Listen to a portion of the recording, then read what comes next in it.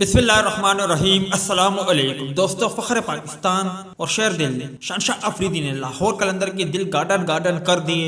Video को like करें, share करें और इस वीडियो को आखिर तक देखने के साथ साथ प्यारा सा कमेंट भी लाजमी करें शहंशाह अफरीदी और फ़ख्र ज़मान के लिए। और अगर आप पेशावर ज़ल्मी के फ़ैन हो तो उनके लिए कोई बेहतरीन जुमला ज़रूर लिखें। दोस्तों, सबसे पहले बात करते हैं लाहौर कलंदर की टीम ने मुकर्ररा 20 ओवर में 199 रन बना लिए और पेशावर ज़ल्मी को 200 रन का टारगेट मिला है।